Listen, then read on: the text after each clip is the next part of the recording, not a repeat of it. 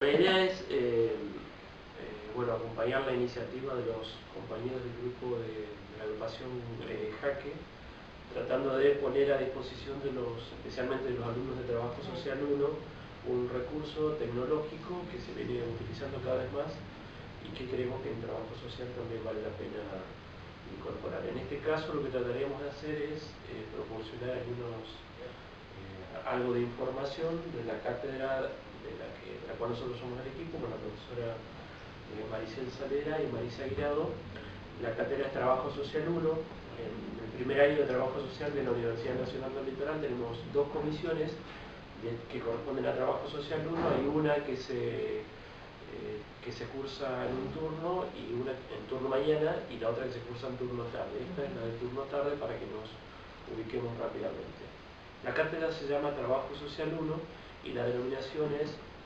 su configuración como profesión y disciplina. Para comenzar, quizás lo que convendría es señalar un par de cositas que tienen que ver con el planteo pedagógico que es propio de la cátedra. Que lo venimos discutiendo permanentemente, y si lo discutimos justamente porque no es una cátedra que encaje dentro de la lógica tradicional, positivista, pedagógica, según la cual las cátedras están hechas de una vez y para siempre, están los contenidos, están los profesores, está todo hecho y no se discute, sino que está permanentemente en construcción, lo que no quiere decir que no haya un bagaje básico, que son los que se denominan los contenidos mínimos, que esos sí son los contenidos mínimos acordados entre las dos cátedras, digamos, que están definidos entre las dos comisiones, perdón, los dos equipos, que son los contenidos acordados según, digamos, el plan de estudio aprobado por el Consejo Académico de la Facultad, pero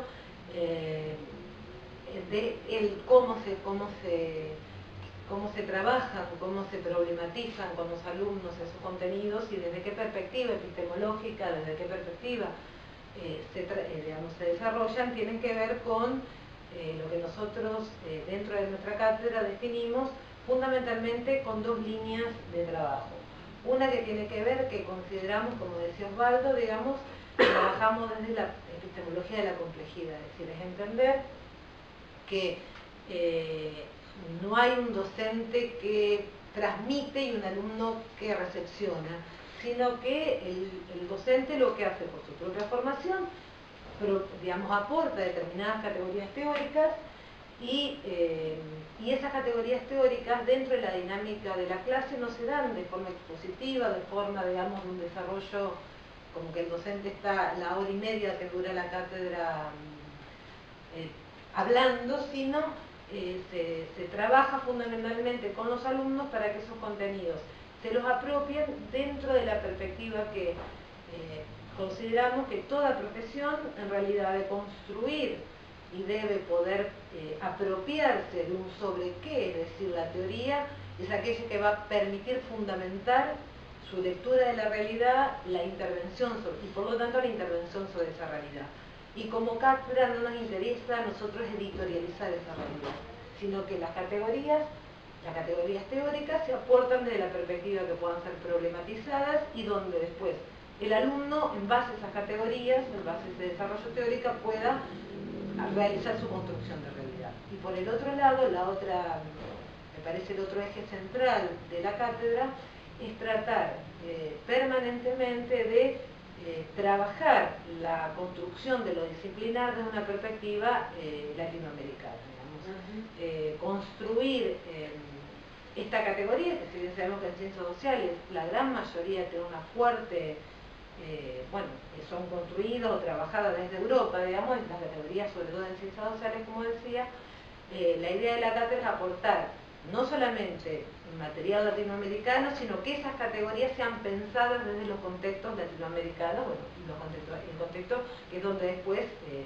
como futuros profesionales, vamos a estar viendo. Antes de avanzar sobre esto, ahora la idea era volver un poquito sobre esta idea de la cuestión del aporte de autores latinoamericanos, cosa que no es tan fácil por la propia historia de Latinoamérica y de Argentina, porque es un quiebre importante y eso hace difícil en ciencias sociales identificar autores latinoamericanos que tengan, entre comillas, el peso académico que tienen autores europeos. Y no quiere decir que los alumnos cuando estudian no se van a encontrar con autores europeos en la cátedra, porque es una relación difícil de mover, etc. Pero antes de avanzar sobre esto, un par de comentarios más sobre la estrategia. Esto que la profesora señala, bajo la idea de complejizar la cátedra y avanzar en la discusión, encaja, es coherente con la perspectiva constructivista en pedagogía, y no solo en pedagogía, pero a nosotros nos interesa en este caso hablar del planteo pedagógico. Esto no quiere decir que todo se construye permanentemente, como decíamos, hay unos contenidos básicos y hay una exigencia académica que no solo es una exigencia académica, sino que en cierta forma ordena mínimamente el avance de la cátedra, y ese ordenamiento está plasmado en lo que es la planificación de la cátedra. Nosotros insistimos mucho en las primeras clases, habitualmente, en que utilicemos permanentemente y estudiemos con el programa en la mano, porque realmente es la guía perfecta, o a uno lo va ubicando físicamente, uno va estudiando. Es un cuaderno de bitácora, digamos. Exactamente, es el cuaderno de bitácora, inclusive los fundamentos, lo que estamos diciendo, están en la propia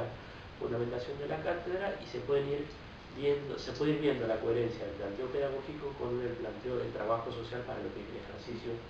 de la profesión específicamente. Y el otro aspecto puntual sobre el que nosotros insistimos desde el principio, inclusive le dedicamos una clase a la parte teórica de esto, digamos, es que la cátedra se asienta mucho en la formulación de mapas conceptuales. El mapa conceptual no es, insistimos también en esto, no es un cuadrito, no es una sinopsis, no es una cosita gráfica que hacemos administrativamente como una exigencia de la cátedra, sino que el mapa conceptual supone una manera de estudiar, distinta de otras maneras de estudiar. Esta manera de estudiar es coherente con esto del constructivismo del que estamos hablando. El mapa conceptual es jerarquizar ideas de modo tal que en esa jerarquización se pueda ver en el gráfico, en la expresión gráfica, cuál es la jerarquización que el alumno ha hecho de los contenidos que están en la cátedra, que no necesariamente son todos los contenidos que el otro alumno, el compañero, ha hecho, ni los que la cátedra puede tener para sí. Obviamente, insistimos que hay unos contenidos básicos, pero no encaja dentro del positivismo decir la cátedra tiene 50 conceptos y aprueba el que... ¿Quién repite esos 50 conceptos? ¿Quién repite esos conceptos? Tiene que ver con un pensamiento relacional y tiene que ver con esta idea de comprender las realidades desde una perspectiva de la complejidad, justamente. Y esa jerarquización, no solamente jerarquizar, porque no es un cuadro sinóptico, no solamente se jerarquiza, ¿no? Como planteamos Baldo, sino que esas categorías, esas categorías teóricas tienen, lo que te permite el mapa conceptual es darle la lógica, digamos, establecer una lógica, es decir, cuáles son las relaciones que tienen un concepto con otro, porque los conceptos, sabemos de que el recorte conceptual siempre se da a los fines pedagógicos, a los fines de la enseñanza, digamos, pero esas categorías en la realidad parecen multirrelacionadas. Entonces el mapa conceptual lo que posibilita es establecer los nexos, las relaciones, las conexiones que esas categorías tienen y que se recortan a los fines de poder comprenderlas, pero después, para poder, como decíamos, leer la realidad, esas categorías tienen que aparecer relacionadas entre sí. Estas relaciones son relaciones entre comillas arbitrarias, no es que a mí se me ocurren y las establezco como quiero, sino son relaciones que se van estableciendo precisamente porque hay una concepción de la realidad previa, que es de la que hablábamos al principio. Si la realidad no existe como tal, no está allí de una vez y para siempre, sino que en todo caso desde otras corrientes se puede discutir, sí, quizás haya una realidad ontológica ahí, pero no nos interesa tanto porque sabemos que no podemos llegar a ella. Lo que sí nos interesa es que nos manejamos con la realidad tal como la construimos nosotros. Eso se construye, y ese proceso de construcción también está reflejado en este proceso que nosotros vemos a lo largo de la cátedra, que apunta a poner de manifiesto cómo es que lo social, tal como hoy lo conocemos, fue surgiendo, fue siendo reconocido en un periodo determinado de la historia, y a partir de allí empiezan a aparecer determinados dispositivos para trabajar con eso social, que no es lo mismo en todas las épocas de la historia de la humanidad. Nosotros insistimos mucho, nos centramos mucho en dividir, no porque sean las únicas etapas históricas, sino que son las que a nosotros nos interesan más a los efectos de la cátedra, en precisar un poquitito esta diferencia que hay entre la realidad social medieval, la concepción epistemológica, la producción de conocimiento, etc., y lo que se conoce como la modernidad. La modernidad como etapa histórica, que en realidad la modernidad es un proyecto de la humanidad occidental particularmente, y esto occidental lo subrayamos porque tiene que ver con lo que decíamos al principio de la producción latinoamericana, etc. Esa modernidad supone un proyecto, supone un conjunto de valores contradictorios, porque trabajamos sobre eso también, a han supuesto mucha opresión de determinados supuestos saberes. de su Y su construcción implicó, digamos, se realizó el proyecto de modernidad sobre el desbastamiento de otras realidades, digamos, de otras formas de pensar y de pensar lo social, de pensar el habitar el mundo, cómo los sujetos habitan ese mundo, digamos. Y en esta perspectiva, como señalaba Osvaldo, el proyecto de modernidad, como un proyecto de pensar lo político, lo social, lo económico, lo ideológico, en lugar de las ciencias, en lugar del hombre dentro de ese proyecto, nos interesa no solamente porque es el proyecto sobre el cual hoy se sigue construyendo, más allá que está siendo interpelado, digamos, sino que en ese contexto surgen las profesiones o surge el conocimiento tal cual lo conocemos hoy, digamos. Tal cual hoy es pensado en lugar de la ciencia, en lugar de la razón, digamos, el estatus que tiene el pensamiento científico, y sobre ese estatus de ese pensamiento científico, el surgimiento de las profesiones, como forma que ese proyecto de modernidad, después lo vamos a retomar a través del Estado, define para intervenir en la cuestión social, define, valga la redundancia, el nacimiento no solamente de nuestra profesión, sino de todas las profesiones que intervienen en lo social, como una forma digamos, como una estrategia de ese proyecto de modernidad de posibilitar la cohesión social, posibilitar que eso social, que siempre es problematizado, logre una cierta cohesión que impida su desmembramiento, su destrucción. Esto, o sea, dentro del proyecto de modernidad, esto adquiere sentido y es definido, decíamos recién, respecto de una institución particular, una gran institución, solemos decir una meta institución, que es el Estado-Nación. O sea, la constitución de ese Estado, que supone, entre otras cosas, la existencia no el gobierno de los hombres, sino el gobierno de las leyes, aunque en trabajo social insistimos mucho en diferenciar el aspecto jurídico, el jurídico de la cuestión de los derechos, mucho más general, mucho más abarcativo, mucho más importante, mucho más complejo, mucho más variable. En ese marco de esa institución que es el Estado-Nación, aparece lo social tal como lo conocemos hoy, que no es lo mismo que lo social, que no existía como lo social en el medioevo. Y en la cátedra insistimos mucho en esto, porque aquí es donde se ve el proceso de transformación. No estamos diciendo, y esto cuesta, aunque parece una cosa simple, pero es un tanto difícil a veces de captarlo, no es difícil de entender, pero de captarlo. No estamos diciendo que hambre hubo en la modernidad, o que eso, antes no había. que antes no había. No estamos diciendo eso, lo que estamos diciendo es que el hambre es reconocido como lo social, y particularmente, como decíamos, como cuestión social, en la modernidad respecto del Estado. Entonces, si decimos respecto del Estado, estamos diciendo respecto de una sociedad que está organizada con ciudadanos. Y esos ciudadanos, entonces, tienen derecho a que tales o cuales necesidades, por ejemplo, a la alimentación, sean satisfechos, pero porque son sujetos de derechos, no porque, como el medioevo,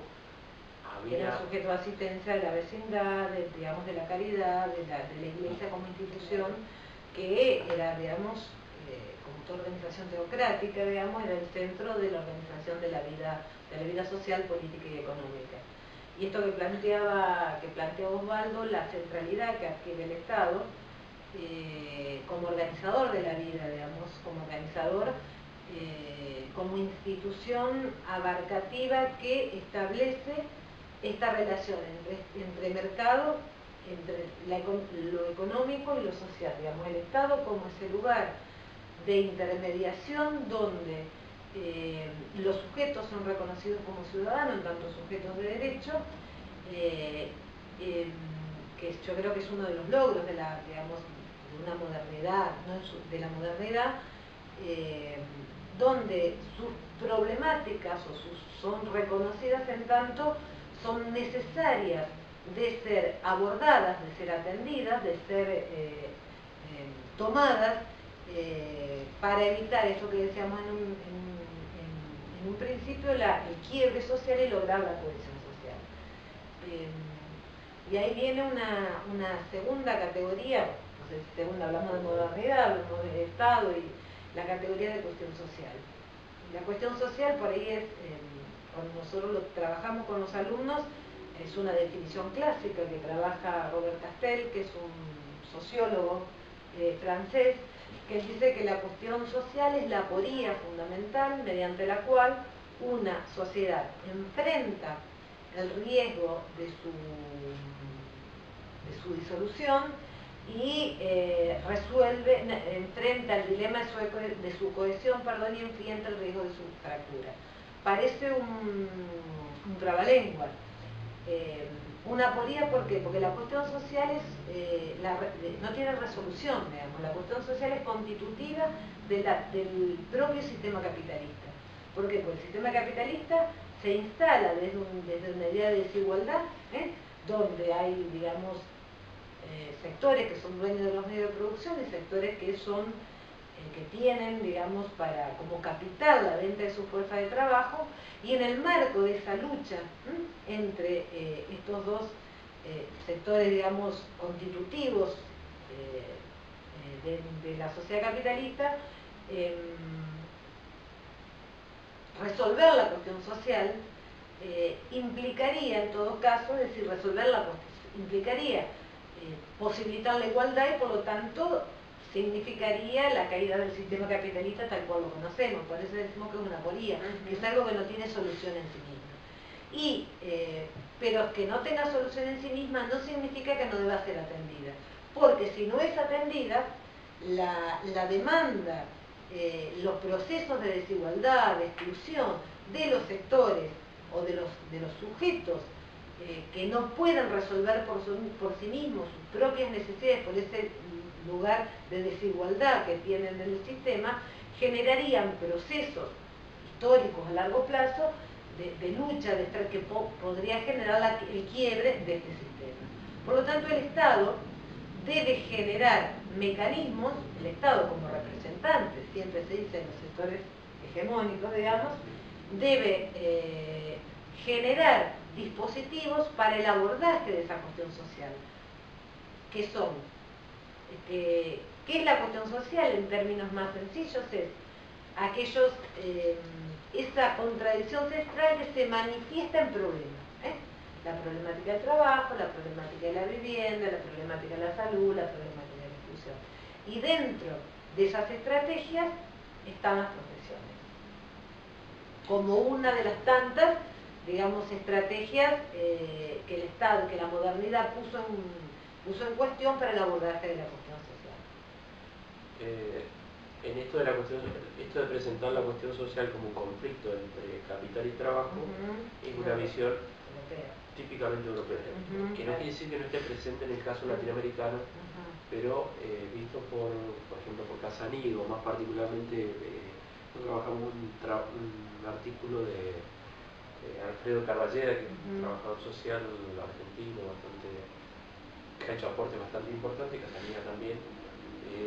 Él lo que sostiene es que en el caso latinoamericano, en realidad el origen de la cuestión social, tal como lo venimos definiendo, en el origen, allá, no está, como en el caso europeo, en el conflicto capital-trabajo. En el caso europeo sí, porque por el proceso histórico de Europa hace que ya esté configurada ese tipo de relación y por ende sea posible ese conflicto. Lo que sostiene, y estos dos autores y muchos otros, pero particularmente nosotros trabajamos con estos dos, lo que sostiene es que en el caso latinoamericano, en el origen de la cuestión social,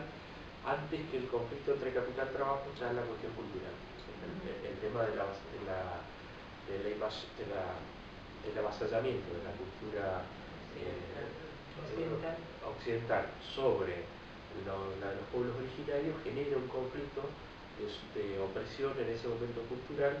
en una realidad en la que la cuestión del capital y trabajo, en el caso de Latinoamérica, no estaba presente como conflicto, sino que se desarrolla con posterioridad. Hoy se puede ver con bastante claridad el conflicto capital-trabajo, pero también se puede ver con bastante claridad el conflicto cultural. Habitualmente pareciera ser como que la relación entre capital-trabajo y la cuestión económica es como que tiende a mostrar de que lo cultural no existe. En realidad lo cultural está permanentemente presente y nos interesa siempre discutirlo y ponerlo en evidencia por esto, porque está en evidencia y porque la discusión si capitalismo sí o capitalismo no, pareciera ser que esa es la discusión y ahí termina la cosa. Sí, de hecho, como para contextualizar, para poder, digamos, hacer análisis de coyuntura, no es casual, digamos, de que hoy los gobiernos latinoamericanos o los países latinoamericanos, que en su gran mayoría, por lo menos de Latinoamérica,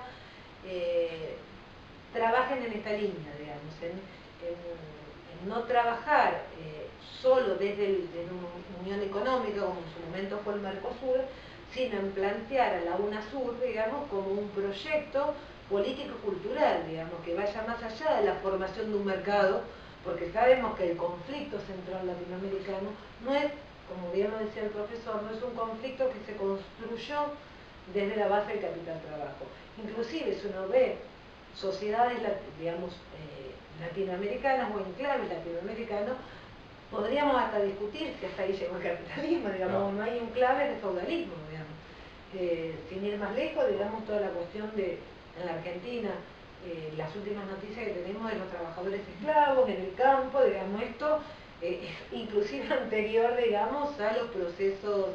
de, digamos, la definición clásica de capital-trabajo. Solamente para insistir sobre este tema, si bien las profesiones, si uno rastrea la historia de las profesiones, en el medioevo también había profesiones. Cuando nosotros hablamos de profesión, hablamos de las profesiones tales como son concebidas en el Estado moderno, para trabajar sobre problemáticas como por ejemplo la que presentamos, lo del trabajo esclavo o maltrato infantil, etc. El Estado lo dice: ocúpense la Iglesia Católica, ocúpense los adventistas, ocúpense la Fundación Rockefeller, aunque en algunos casos sigue operando, sino que dice, el Estado dice: vamos a reconocer a tales profesiones, que vamos a reconocer legalmente, vamos a favorecer el desarrollo de legitimidad y vamos a trabajar sobre esa cuestión social, haciendo uso de esos recursos profesionales para los cuales regula a través de dos grandes instituciones, digamos. Esto varía de instituciones, inclusive un debate que viene de la década del 90 respecto de la limitación, pero el trabajo social está zanjado, no tenemos problema. Y la universidad provee la formación y luego los colegios profesionales habilitan. Nosotros también insistimos mucho en esto, porque las profesiones suponen eso. El título nomás no es suficiente. Y la universidad solamente no hace una profesión. A la profesión la hace la suma de la universidad con los colegios profesionales, las profesiones que tenemos la fortuna de tener colegios profesionales. El colegio habilita a través de una matrícula y eso me pone en condiciones del ejercicio de la profesión, en el marco de un Estado que regula eso. Y en el marco de una sociedad que asigna determinado estatus y que define, como bien lo decía Osvaldo, digamos, de que esas profesiones son las habilitadas para intervenir en esa problemática o en esa manifestación de la cuestión social. Yo quiero, digamos, volver sobre un punto con relación a la cuestión social. En la cátedra nosotros planteamos que si bien la cuestión clásica, la cuestión europea, habla de la contradicción capital-trabajo, la cuestión latinoamericana, de los países latinoamericanos, cada uno con sus diferentes procesos históricos y sus realidades culturales, consideramos que es la cuestión de la inclusión-exclusión, digamos, en esa contradicción de quién es considerado incluido, quién es considerado que forma parte de, y quién es aquel que se define que está por fuera, que ni siquiera adquiere la categoría de ciudadano. Esa es una contradicción que atraviesa la historia de Latinoamérica y que el Estado, su función, digamos, ¿cómo regula esta cuestión? Hay momentos históricos donde el Estado interviene en esa contradicción, generando procesos de inclusión, y hay con políticas sociales, con reconocimiento de derechos, y hay momentos históricos donde el Estado define procesos de exclusión con definición, digamos, de un Estado más gendarme, de un Estado que favorece, digamos, la concentración del capital y deja de lado derechos sociales. Y una última cuestión con relación a esto, que esto es una cuestión que el Estado asigna o no, sino también en esto se da un doble proceso. Para que algo sea reconocido como cuestión social no significa que antes no haya existido. Siempre existió, como decía Osvaldo, la pobreza siempre existió. un caso, digamos, que hoy aparece fuertemente la violencia de género. La violencia de género, la violencia infantil. No significa que antes no había violencia de género, que antes, no se, digamos, la mujer no tenía un lugar de, digamos, de subordinación, o era considerado no un sujeto de derecho, o el niño era considerado un patrimonio con la patria potestad exclusivo, digamos, de los padres. Lo que sí aparece hoy es que se puso en cuestión esa problemática y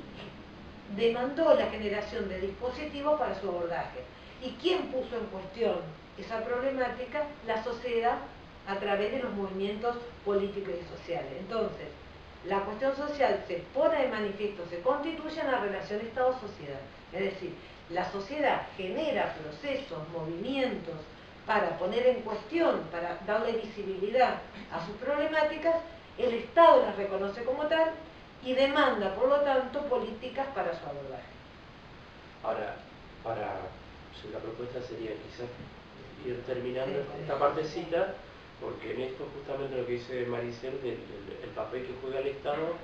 entran a reflotarse determinadas matrices históricas. Las matrices son maneras de intervenir, más explícitas, menos explícitas, pero maneras de intervenir sobre lo social que por supuesto tiene impacto sobre el ejercicio de las profesiones. Y nosotros dedicamos en la cátedra también mucha atención, prácticamente todo el segundo,